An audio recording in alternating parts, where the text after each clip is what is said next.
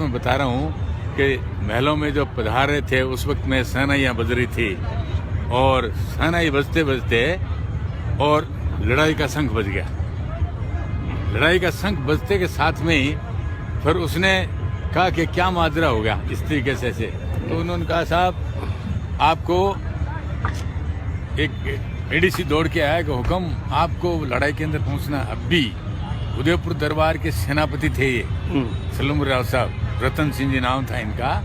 उन्होंने कहा कि भाई उप सेनापति जा सकता है, मेरा जरूरी थोड़ी है।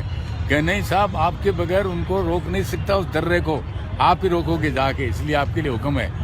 तो उन्होंने हाडी रानी ने पूछा हुक्म क्या है, तो वो सुहाग रात मनाने के लिए महलों में पधार रहे थे उस वक्त के अंदर बात है। तो उन्होंने कहा कि क्या माजरा, उन्होंने कहा कि ऐसे ऐसे वहाँ पे लड़ाई के लिए कह रहे। तो हाडी रानी ने कहा कि हर काम हर आदमी से नहीं कहा जाता, जो काम जिस आदमी के काबिल होता है उसी से कहा जाता है। आप बहादुर हो, इसलिए आपको बहादुरी काम के लिए कहा है, आप जाइए वहाँ पे।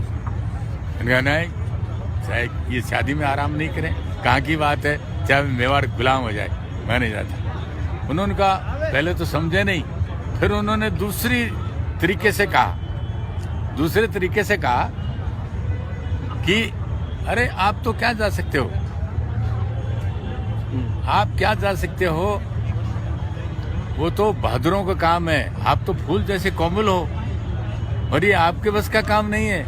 लेकिन ऐसा कीजिए, मेरे माता पिता ने मेरे को इस बात की ट्रेनिंग दी है कि एक लड़ाई के मैदान के अंदर एक कमांडर को क्या करना चाहिए, कैसे फौज को कंट्रोल कमांड करना चाहिए और कैसे लड़ाई लड़नी चाहिए, मेरे को आता। आप ऐसे करो, चूड़ी पहन के यहाँ बैठ जाइए और इसके बाद के अंदर और वो स्वागत। ऐसी बात उन्होंने कहा कि औरत ने ऐसी बात कह दी। तब उन्होंने कवच अवच धारण करके जब नीचे जाने लगे, तब रानी ने मन में सोचा कि लड़ाई की कोई गारंटी नहीं है, किसी विजय ही मिले, कभी पराजय भी हो सकती है। इसलिए उन्होंने देखा कि पति देव के कम से कम जाते वक्त दर्शन तो कर ले। जब वो दर्शनों के लिए गए तो सलूम्बर का जो गढ़ है उसके नीचे वो झरोखा वगैरह सब बने हुए। मैं भी हमारी जो पत्नी थी उनको मैं प्रेम से होम मिनिस्टर कहता था, लेकिन वो 6/2/16 को स्वर्गवास हो गया उनका, जैसे मर्जी है भगवान की। उनको भी लिया, वहाँ पे फोटो खिंचवाई थी मैंने। तो वो उसने झरोखों में से देखा उनको, इसको सलूम्बर राव साहब को, चंडावत राजपूत थे वो। उन्होंने देखा तो उसने, जो कोई आदमी जो खानदानी होता है, फिजिकल फिट होता है, सुंदर होता है, कुदरती उसमें, तो ये मेकअप वगैरह करना और ये ऐसी नहीं थी। तो उन्होंने कहा कि साहब एडीसी से कहा तुम जाओ और रानी से कम सेनानी तो लेके आओ। तो उन्होंने सेनानी के लिए एडीसी दौड़ के आया कि हुक्म आपसे सेनानी मांग रहे हैं। रानी ने कहा अरे लड़ाई में जा रहे और सेनानी, उन्होंने कहा कि कोई सेनानी नहीं, मर गई रानी। फिर रानी ने मन में सोचा कि अगर इनको सेना ने नहीं दी और इनके दिमाग में वो बात रही, तो अगर किसी ने इनके वार कर दिया गर्दन तो अपनी तो वैसे छुट्टी हो जाएगी, मैं पहले क्यों नहीं मेरी ड्यूटी पूरी कर दूं। तो उन्होंने कहा देखो ठहरो, उन्होंने कहा ठहरो।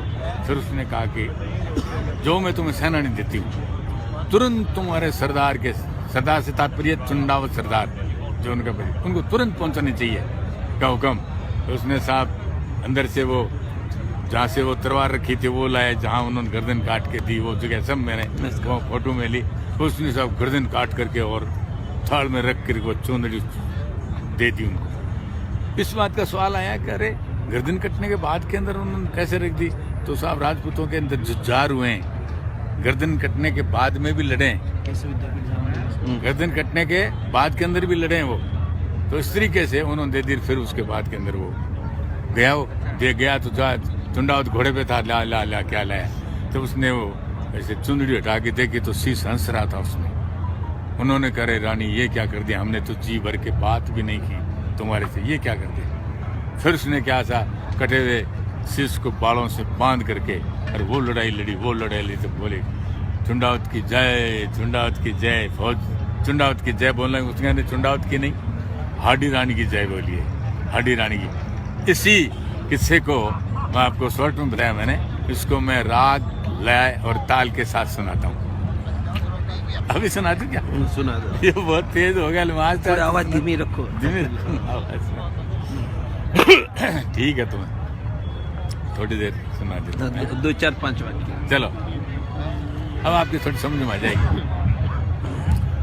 सहनान पड़ो हथले को हिंगलू माथे में दम कही रखड़ी फेरारी आन लिया गम गमाट करती गम कही कांगन डोरो पहुँचे माही चूड़लो सुहागले सुधराई चुंदड़ी को रंगन छूटो हो था बंध्या रया बिछिया आई अरमान सुहाग रात राले रजपूतन महला में आई ठुमक स्यूं ठुमक ठुमक छुम छुम चढ़ती महला में शर्माई ओ ढणरी अमर लिया आशा प्यासा नैना में लिया है तो चुंडावत गठ जोड़ो खोलियो तन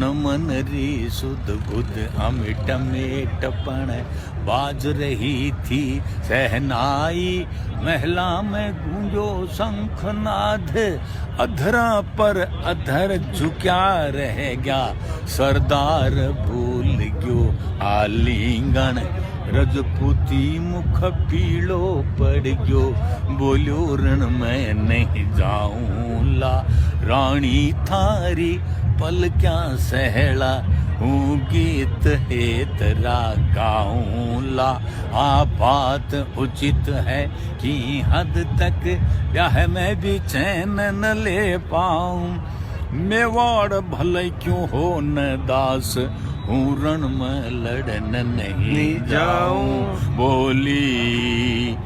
बोली रजपूतन नाथ आज थे मती पधारो रण माही तलवार बता दो हूँ जास्यूं थे चूड़ी पहर रहो घर माही कह कूद पड़ी झट सेज त्याग नैना शु अग्नि भबक उठी चंडी को रूप धर्यो छिण में विकराल भवानी धधक उठी बोलिया बात जचे कोनी पति ने चाहूं मैं मरवाणो पति मारो काचो कुंपड़ सो फूला सो छिन में मुरझाणो पहला की समझ नहीं आई पागल सो बैठो रयो मूर्खपण बात समझ में जद आई हो गया नैन एकदम सुर्ख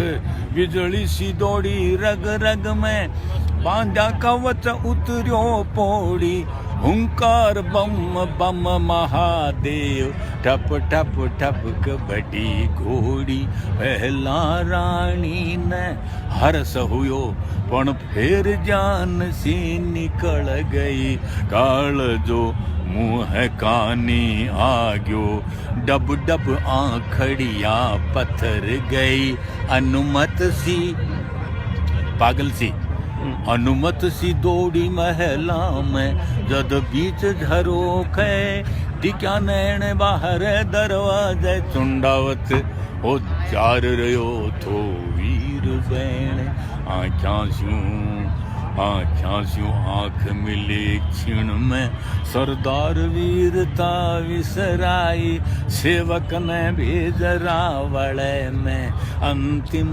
सहनानी मंगवाई सेवक पहुँचो अंतःपुर में रानी स्यूं मांगी सहनानी रानी सहमी फिर गरज उठी बोली कह दे मरगी रानी फिर